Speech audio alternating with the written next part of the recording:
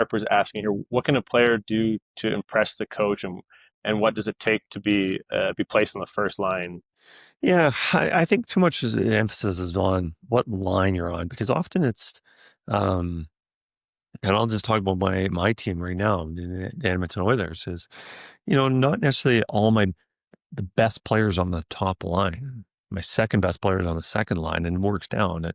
It typically does. Like, better players do get to play higher in the lineup and then in the lower, but a lot of times it's about who complements players. And I'll just say, like, Leon Draisaitl, in my opinion, was the best player in the NHL last year.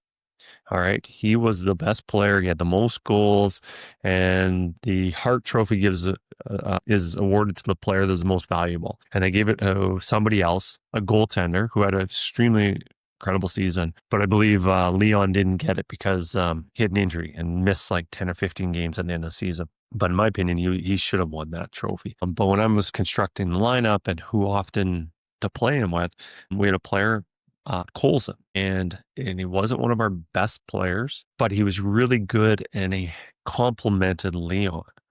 And he was really good on the forecheck, and he also got to the net to screen the goalies, and he was a good defensive player. And when there was a puck that got turned over in the offensive zone, he was really good at back checking to get in defensive positioning.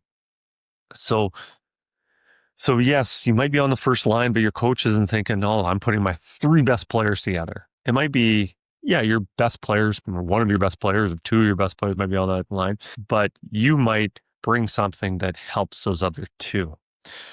I don't know. I guess we're always looking, whether it's a scout or the coach, is just what do these players bring? And I talked about it earlier. Everybody brings a little bit something different. And, you might be really good skater or a good passer or defensive player. I guess it's just being good at those things. And especially at a young age, I don't want to get into too much identity, like I'm a checking player, I'm a scoring player. I just think it's about building your skills as much as possible.